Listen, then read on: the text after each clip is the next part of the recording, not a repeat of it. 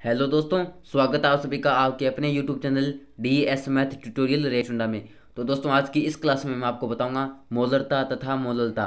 तो दोस्तों, मोलरता और मोललता में हमेशा ही कंफ्यूज रहता है कि कौन सी मोलरता है और कौन सी मोललता है। तो आज मैं आपको एकदम आसान तरीके से सबसे पहले तो बताऊँगा मोलरता, और उसके बाद बताऊँगा मोललता, और उसके बाद बताऊँगा मोलरता और मोललता में अंतर।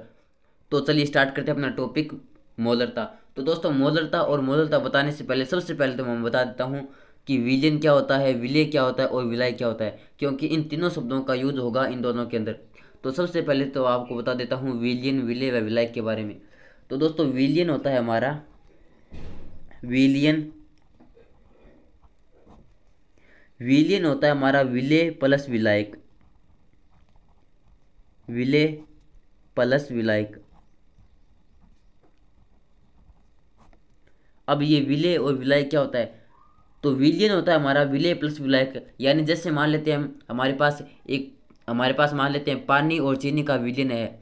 तो हमारे पास पानी और चीनी का विलियन है, तो उसमें क्या देखते हैं कि पानी उसके अंदर अधिक मात्रा में और चीनी कम मात्रा में है। तो विलियन के अंदर, तो ये तो बात होगी विलियन की, कि पानी और चीनी का विलियन है। अब बात आती है विलेय की। तो विलियन के अंदर जिसकी कम मात्रा होती है, जैसे पानी और चीनी के अंदर कम मात्रा किसकी है? चीनी की। तो जिसकी कम मात्रा होती है इसे बोलते हैं विलेय। तो विलेय क्या होता है कि जिसकी विलियन में कम मात्रा हो, विलियन में कम मात्रा हो, उसे बोलते हैं विलेय। तो जिसकी विलियन में कम मात्रा होती है उसे बोलते हैं विलेय। अब आता है विलायक। तो जिसकी विलियन के अंदर अधिक मात्रा होती है उसे बोलते हैं विलायक। जैसे पानी और चीनी के विलयन में पानी की मात्रा अधिक है, तो पानी यहाँ पर कार्य करेगा हमारा विलायक का। तो जिसकी जिसकी विलयन में अधिक मात्रा हो, अधिक मात्रा हो, उसे बोलते हैं विलायक। तो इस प्रकार ये तो बात होगी हमारी विलियन, विलेय व विलायक की। तो अब बात करते हैं हम मोलरता की। तो मोलरता क्या होती है कि 1 लीटर विलियन में घुले हुए विलेय पदार्थ के मोलों की संख्या को ही मोलरता कहते हैं। तो सबसे पहले तो लिखते हैं इसकी परिभाषा, फिर लिखेंगे इसका सूत्र। तो लिखते हैं परिभाषा कि 1 लीटर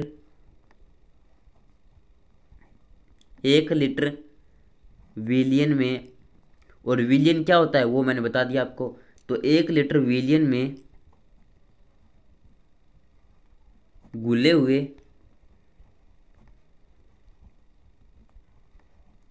विलेय पदार्थ के मोलों की संख्या को ही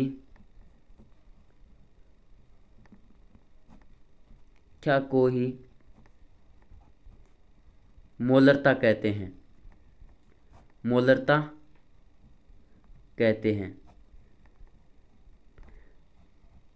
कि 1 लीटर विलियन में घुले हुए विलेय पदार्थ के मोलों की संख्या को ही मोलरता कहते हैं। तो अब लिखते हैं मोलरता का सूत्र। तो मोलरता का सूत्र हो जाएगा हमारे पास, मोलरता बराबर हो जाएगा विलेय पदार्थ के मोलों की संख्या बट्टे विलियन का आयतन। तो मोलरता हो जाएगी विलेय पदार्थ के मोलों की संख्या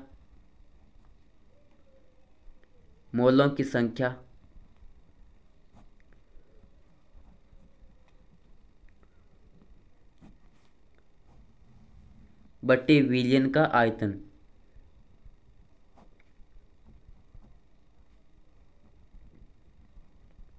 वो भी लीटर में।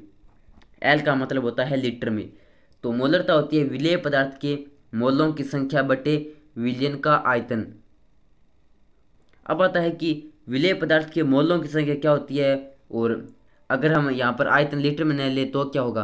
तो सबसे पहले तो आपको बता देता हूँ कि मोलों की संख्या क्या होती है। मान लेते हैं कि विलेय को मान लेते हैं हम ए, और विलायक को मान लेते हैं बी। तो बी है हमारा विलायक, और विलियन होता है हमारा विलेय प्लस विलायक। तो मान लेते हैं विलेय को मान लेते हैं ए, और विलायक को मान लेते हैं बी। तो हमारा विलेय हो गया ए और विलायक हो गया बी। तो हमारा जो मोलों की संख्या क्या होती है, तो मोलों की संख्या होती है हमारी मोलों की संख्या, तो मोलों की संख्या को दर्शाते हैं स्मॉल एन से। और यहाँ पर मोलों की संख्या किसकी है? विलेय पदार्थ के मोलों की संख्या। और विलेय पदार्थ को मैंने क्या दर्शा रखा है? ए। तो मोलों की, विलेय पदार्थ के मोलों की संख्या हो गई हमारी एन ए, यानी एन ए का मतलब हो गया विलेय पदार्थ के मोलों की संख्या। और विलेय पदार्थ के मोलों की संख्या होती है हमारी विलेय पदार्थ का द्रव्यमान बट्टे विलेय पदार्थ का मोलर द्रव्यमान। तो इस प्रकार पदार्थ का द्रव्यमान बटे पदार्थ का मोलर द्रव्यमान ही कहलाता है हमारा मोलों की संख्या। तो ये तो हो गया हमारा मोलों की संख्या का सूत्र। और अब आता है कि यहाँ पर अगर यहाँ पर आयतन लीटर में ना लेकर मिलीलीटर में लें, तो जब यहाँ पर मिलीलीटर ले लेंगे तो यहाँ पर 1000 से गुणा हो जाएगा। तो जब यहाँ पर मिलीलीटर करेंगे तो वहाँ ऊपर जो हमारा गुणा में वहाँ पर 1000 का गुणा हो जाएगा। अब आता है हमारा टॉपिक मोललता। तो मोललता को परिभाषा लिखने से पहले मैं आपको सूत्र लिख के बता देता हूँ, फिर आपको परिभाषा समझाऊंगा ताकि आपको कोई कन्फ्यूज ना हो। तो मोललता का सूत्र होता है हमारा कि मोललता बराबर होता है हमारा विलेय के मोलों की संख्या बट्टे विलायक का भार। विलेय के या विलेय पदार्थ के मोलों की संख्या, विलेय पदार्थ के मोलों की संख्या बट्टे विलायक का भार, विलायक का भार। और विलायक क्या होता है वो मैंने आपको बता दिया। तो विलायक का भार वो भी केजी में। अब अगर आप यहाँ पर भार केजी में न लेकर ग्राम में लोगे तो वहाँ पर ऊपर हमारा 1000 से गुणा हो जाएगा, क्योंकि 1 केजी में 1000 ग्राम होते हैं। तो जब आप यहाँ पर केजी न लेकर ग्राम लोगे तो वहाँ पर 1000 से गुणा हो जाएगा, तो वो कोई दिक्कत वाली बात नहीं है। तो मोललता होगी हमारी कि विलेय पदार्थ के मोलों की संख्या बट्टे विलायक का भार। अब हमने क्या देखा था? मोलरता में हमने देखा था कि मोलरता का सूत्र था विलेय पदार्थ के मोलों की संख्या, इतना तो सेम था। लेकिन उसमें नीचे था कि विलेय पदार्थ के मोलों की संख्या बट्टे विलयन का आयतन। लेकिन यहाँ पर क्या है? यहाँ पर हमारा विलायक का भार। वहाँ पर तो था विलयन का आयतन और यहाँ पर हमारा विलायक का भार।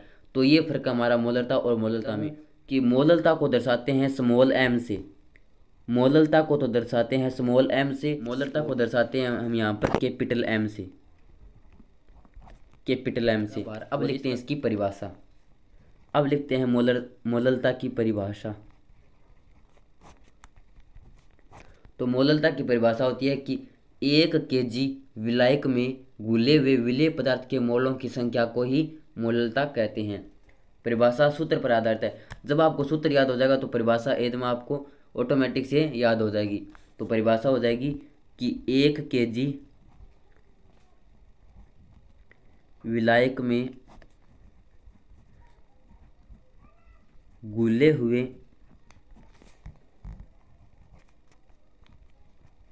विलेय पदार्थ के मोलों की संख्या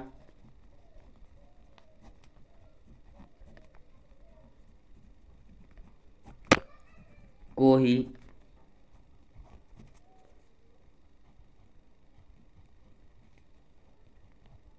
मोललता कहते हैं। 1 केजी विलायक में घुले हुए विलेय पदार्थ के मोलों की जो संख्या होती है उसे कहते हैं मोललता। और मोललता को दर्शाते हैं स्मॉल एम से। इसका सूत्र मैंने बता दिया। तो इस प्रकार ये था हमारा आज का टॉपिक मोलरता और मोललता। और अब बता देता हूँ मोलरता और मोललता में फ़र्क। तो वैसे तो मैंने बता दिया कि मोलरता को दर्शाते हैं कैपिटल एम से, मोललता को दर्शाते हैं स्मॉल एम से। और मोलरता का सूत्र होता है विलेय पदार्थ के मोलों की संख्या बट्टे विलियन का आयतन, वो भी लीटर में। अगर आप ml में लगे तो ऊपर 1000 का गुणा हो जाएगा। और मोललता का सूत्र होता है विलेय पदार्थ के मोलों की संख्या बट्टे विलायक का भार, वो भी केजी में। अगर ग्राम में लोगे तो ऊपर 1000 से गुणा हो जाएगा। तो दोस्तों ये वीडियो आपको कैसा लगा प्लीज़ कमेंट कर जरूर बताना। अगर ये वीडियो अच्छा लगा तो प्लीज़ वीडियो को लाइक करना और चैनल को सब्सक्राइब करना। धन्यवाद।